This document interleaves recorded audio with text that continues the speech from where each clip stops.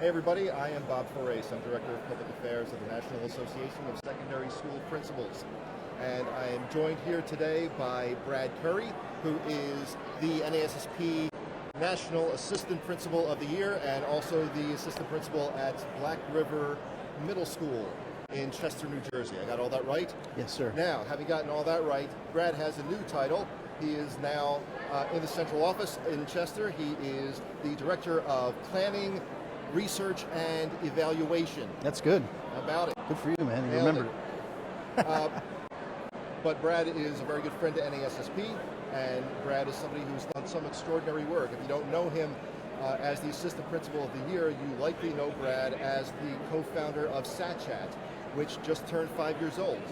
SatChat, you might know, is one of the most popular chats in education. If you happen to be up at 7:30 on a Saturday morning and you're an educator, it's likely because you are tweeting with hashtag SatChat, along with thousands of your colleagues across the country. So, Brad, let me start by asking you, what was the genesis of SatChat? It just turned 5 years old, and then we'll talk a little more about how it's changed over the course of years. It's funny you asked that question because 5 years ago, probably 6 years ago, Scott Rocco and I passed each other in the hallway here at the convention center during the ASCD conference. And a month prior to that, we had met on Twitter. And then soon after that conference, Scott direct messaged me on Twitter and said, hey, let's start a Twitter chat for school leaders. It's like, all right, no problem. And so in April of that year, of 2012, we started SatChat, our first live chat on Twitter, and around 25 people were participating at that time. Fast forward to the present, Billy Krakauer, myself, and Scott, every Saturday morning from 7:30 to 8:30, we co-moderate SatChat, and we have anywhere from 300 to 400 participants on any given Saturday. So it's a great time for people to connect, for people to learn, and for people to share. And for the folks on the West Coast, there's one at 10:30 or 7:30 on Pacific, and you have another one out east as well. Is there a third one? We have the SatChat WC, right, which is co-moderated or moderated by Shelley Burgess of Burgess Consulting with Dave Burgess.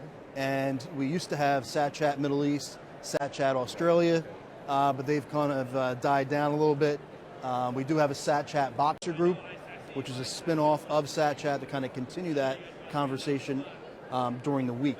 So that actually speaks then to my next question. How did you see or how have you seen SatChat evolve over the course of years? It sounds like there are features being added, and it's bi-coastal now.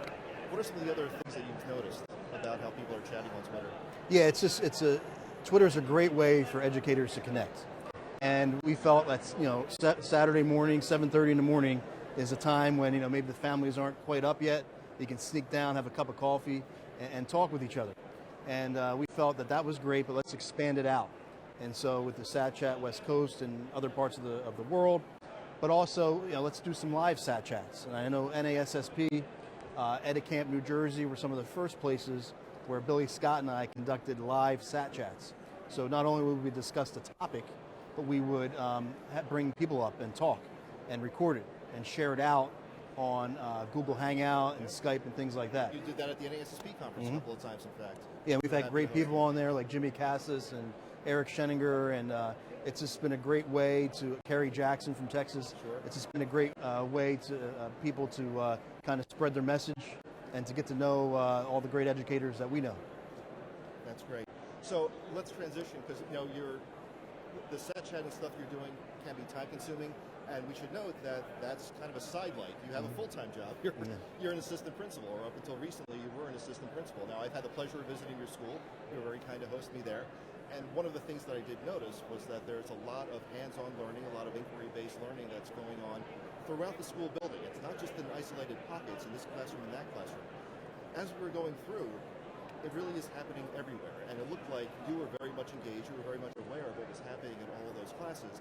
And I can only suspect that there's too much work involved in trying to fake it so that you're preparing that just for my visit. So my guess is that it's all pretty genuine. What is your role as an assistant principal in making that kind of hands-on learning happen all the time? Yeah, we're very fortunate at Black River Middle School. We have a tremendous staff who are dedicated to taking risks and trying new things and really getting to connect with the kids. I think that's what's important, why you saw what you saw, because they worry about the relationships with the kids and then bringing in the content, bringing in those methods that will help make that particular learning experience fun and engaging. As an assistant principal, I'm able to support staff in any way I can. Sometimes that's to get out of their way. Sometimes that's providing them with actual support, whether it's with technology or with different teaching methods. So it's tremendous. And being a connected educator and utilizing Twitter, in particular, I'm able to tell our teachers' stories and our students' stories through tweets. And so that helps. That gets me into the classrooms even more. And that's why I'm able to, when we have visitors, you ask me a question, I'm able to answer that question, and because I know what's going on in the classroom.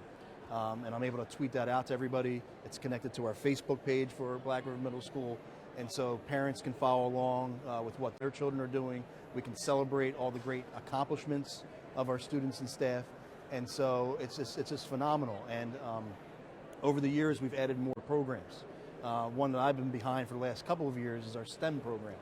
And you saw firsthand the unbelievable things that kids were building, like robots and catapults. And they were talking about things I didn't understand. Yeah, and connecting that, with technology and science and engineering and mathematics. And the kids, that's their favorite class, one of their favorite classes, because they get to build things.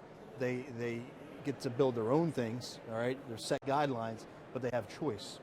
And then they understand it from a science and technology standpoint, learning that as well, because it's not just building things. They need to understand what they're building and why they're building it and how it can help society in general. So it's a tremendous class, and the kids are just unbelievable in terms of just taking risks and trying new things. And I'm just very fortunate to be a part of that. Support where support's needed, whether that's, they need more professional development time, or they need to go to an actual conference, or they need to go visit a school. I'm a big proponent of teachers visiting other teachers in other parts of the state and seeing what's going on. And we have people coming into our building all the time. We're sharing. We send people out to other buildings, and that's what it's all about. And so whatever our teachers need to get better, we provide them. I can tell from having conversations with teachers when I was visiting your school that they really do appreciate that kind of support that they're getting. And it's pretty simple support. They appreciate the big support as well, and there are a lot of things that you have to fight for. But just that an assistant principal would take his time to talk to the larger world about something that's happening in a classroom in his building is something that a teacher really, really values. And it's surprising that it's not something that seems to be spreading across the country. And perhaps it is. But by virtue of this interview, yeah. I'm sure it will. We talked about a little how you use Twitter and other platforms for messaging out things that are happening in the school.